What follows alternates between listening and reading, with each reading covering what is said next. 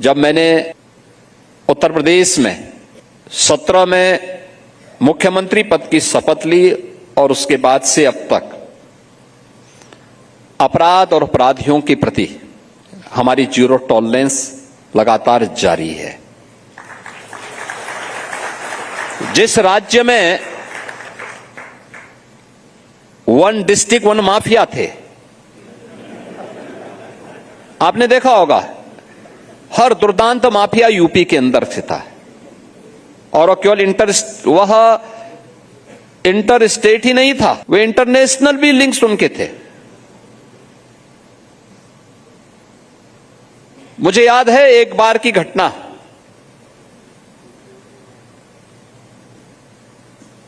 प्रयागराज जो महाकुंभ की धरती है, वहां का एक माफिया का काफिला जा रहा था। इलाहाबाद उच्च न्यायालय के मुख्य न्यायाधीश के काफिले को रोक करके उस माफिया को पहले पास कराया गया। तो चीफ जस्टिस ने पूछा कि ये क्या गवर्नर या चीफ मिनिस्टर आए हैं क्या? तो सुरक्षा वाले ने कहा नहीं साहब आए नहीं, वो फलाने साहब जा रहे हैं। कहा ये फलाने साहब कौन है? तो कोई जवाब नहीं था। वही माफिया जब मुठभेड़ में मारा गया तो मुझे फिर चीफ जस्टिस ने मुझे बताया कि साहब इसने तो मेरा भी काफिला रोका था। आप वहां के उसका अंदाजा लगा सकते हैं क्या स्थितियां थी।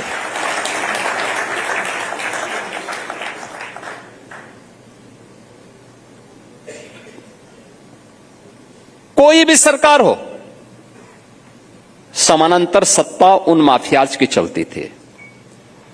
और मैं इस बात को आज कह सकता हूं, आज उत्तर प्रदेश में कोई माफिया इस प्रकार का दुस्साहस नहीं कर सकता है।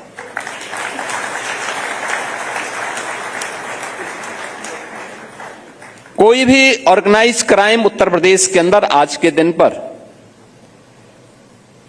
किसी से फिरौती नहीं वसूल कर सकता है, कोई गुंडा टैक्स नहीं ले सकता।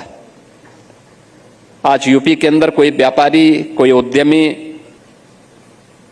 किसी भी प्रकार से किसी को गुंडा टैक्स नहीं देता और यहां तक कि पॉलिटिकल चंदा भी नहीं देता है।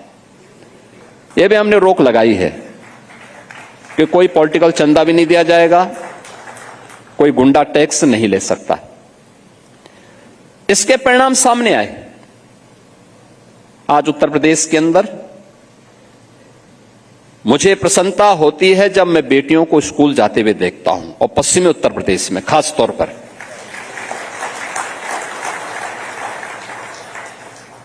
मुझे याद है 2015 में किराना में एक उद्यमी की हत्या हुई थी, सरेआम चौराहे पर दिन दहाड़े हत्या हुई थी। उसकी 5 वर्ष की बेटी उसके साथ थी। वह उद्यमी अपनी बेटी को स्कूल से लेके आ रहा था, तब तक वहां का एक अपराधी,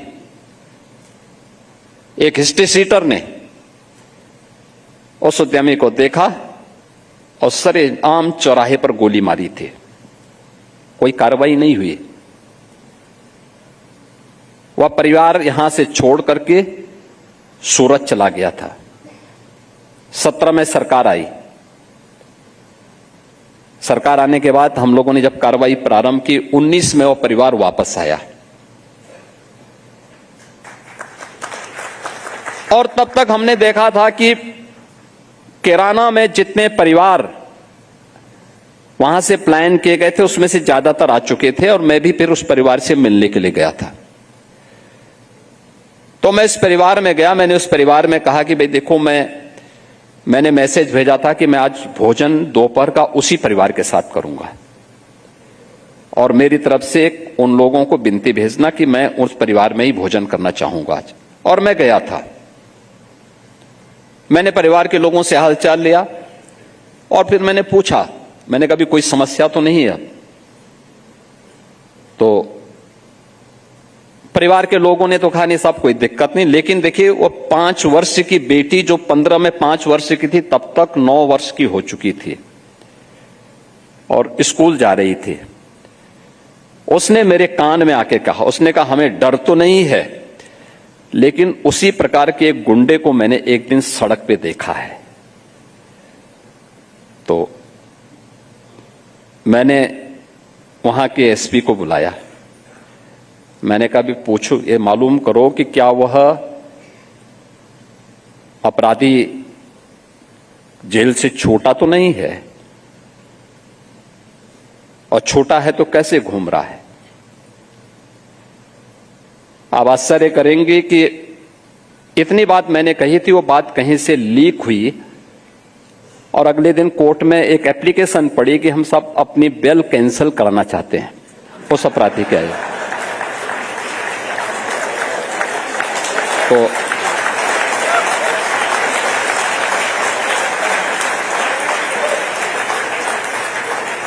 तो हम लोगों ने कहा भाई, मुझे जानकारी मिली तो हमने कहा इसकी बेल कैंसिल नहीं होनी है,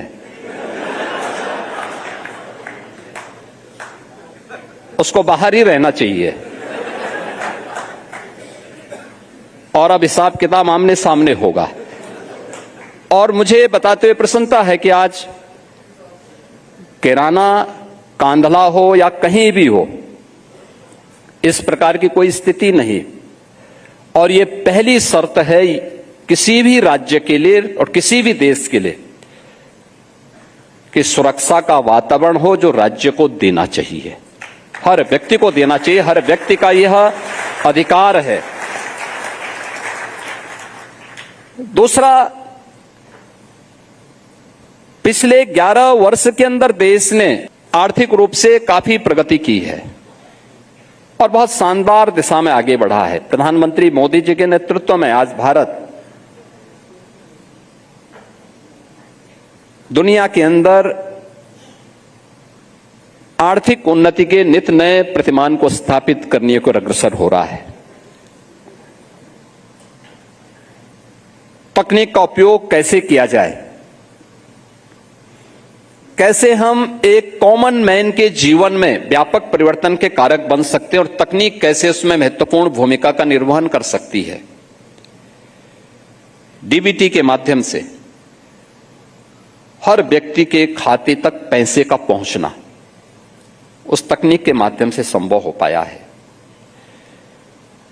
ईज ऑफ डूइंग बिजनेस के माध्यम से उन सभी प्रावधानों को समाप्त करने की दिशा में जो आर्थिक उन्नति में बाधक थे, बैरियर बनकर के अनावश्यक व्यवधान पैदा करते थे, उन सभी को दरकिनार करते हुए जो रिफॉर्म हुए हैं वह तेजी के साथ आगे बढ़े।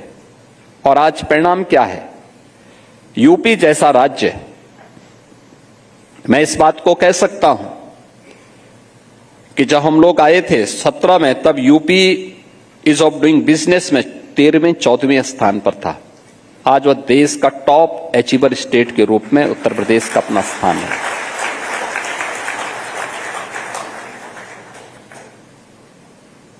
उत्तर प्रदेश ने, मैं भी पिछले दिनों जब वेस्ट बंगाल के इलेक्शन चल रहे थे तो मैं इलेक्शन प्रचार में था, मेरी वहां कुछ उद्यमियों से बातचीत हो रही थी जो वहां से कह रहे थे कि हम यूपी की तरफ आना चाहते हैं। हमने कहा यूपी में आपका स्वागत है, लेकिन बंगाल का क्या होगा? मैं भौचक था। 7,000 से अधिक उद्योग वहां से प्लान किए हैं एक छोटे से पीरियड में। लोगों ने मुझसे पूछा कि आपके यहां क्या स्थिति है। मैंने कहा मेरे 9 वर्ष के कार्यकाल में उत्तर प्रदेश में 18,000 से अधिक बड़े उद्योग लगे हैं और 96 लाख एमएसएमई यूनिट स्थापित हुई है यूपी के अंदर। का 96 लाख? मैंने कहा हां। मैंने कहा भी देखो हमारा परिवार बहुत बड़ा है, 25 करोड़ से ऊपर की आबादी यूपी के, तो आखिर उतने लोगों के लिए एम्प्लॉयमेंट भी तो देना है। हमारी पॉलिसी है और मेरा मानना है इस बड़े उद्यम के लिए, बड़े उद्योग के लिए उसकी जो ताकत होगी वो यह एमएसएमई होगी।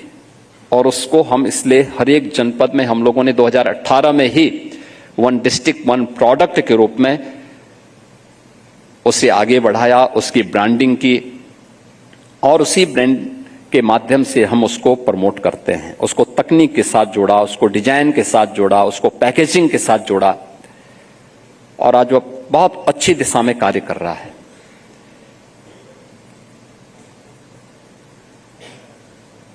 आप सोचिए यूपी के अंदर